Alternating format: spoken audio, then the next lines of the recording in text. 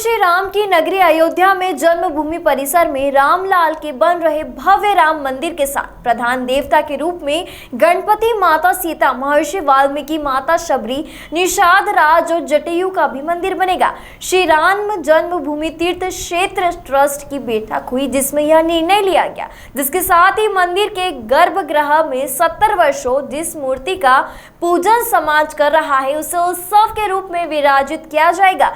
यानी कि अब गर्भगृह में बाल स्वरूप में बड़ी प्रतिमा की प्राण प्रतिष्ठा होगी। श्री राम जन्मभूमि तीर्थ क्षेत्र ट्रस्ट की तिमाही बैठक में 14 ट्रस्टी अलग अलग रूप में जुटे रहे, लेकिन ट्रस्ट के अध्यक्ष महेंद्र नित्य गोपाल दास की तबियत सही न होने के कारण इस बैठक में नहीं जुड़ सके।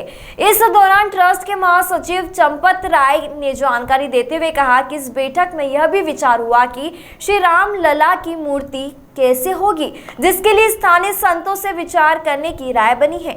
भगवान श्री राम लला की मूर्ति बाल रूप में ही बनेगी। यह मूर्ति सफेद और काले रंग की हो या मुक्तिनाथ ग्रे रंग का सालिग्राम हो, यह भी बैठक में चर्चा का विषय था।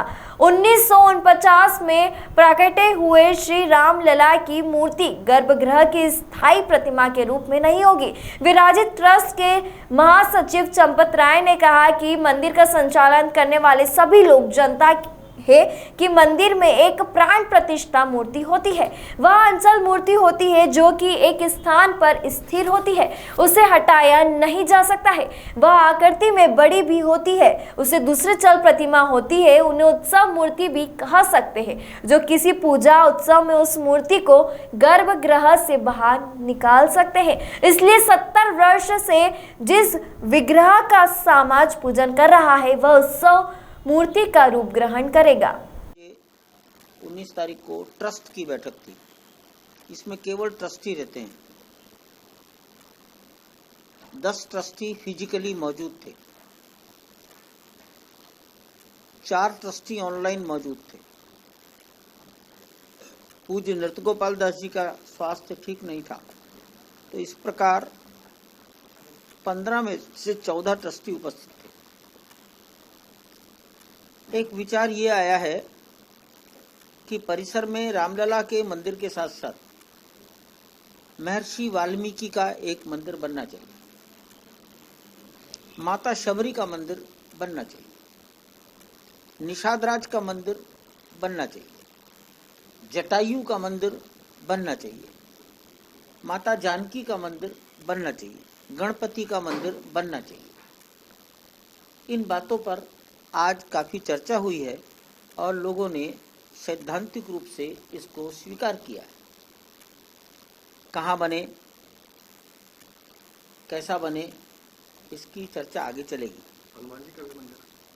हनुमान जी का तो अयोध्या में इतना बड़ा मंदिर है, अब किसी दूसरे हनुमान जी के मंदिर की अयोध्या में चर्चा करना, एक स्थान के वो अयोध्या के तो वो मालिक हैं, हनुमानगढ़ी इतना पर्याप्त है।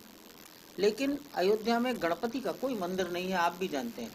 मंदिरों में गणेश जी हैं, लेकिन प्रधान देवता के रूप में कहीं गणपति नहीं है। माता सीता, आपकी जानकारी के लिए है, देश जानता है, मंदिरों का संचालन करने वाले सभी लोग जानते हैं। एक मंदिर में प्राण प्रतिष्ठित मूर्ति होती है, वो अचल मूर्ति होती है, वो स्थिर रहती है, वो हटाया नहीं जा सकता। वो आकृति में बड़ी भी रहती है। दूसरी प्रतिमाएं चल प्रतिमा होती है, उन्हें उत्सव मूर्ति भी कह सकते हैं। किसी पूजा उपासना में उनको गर्भगृह से बाहर निकाल कर ले आते हैं। इसलिए जो 70 साल से जिन प्रतिमाओं का, जिन विग्रहों का समाज पूजन कर रहा है, वो उत्सव मूर्तियों का रूप ग्रहण कर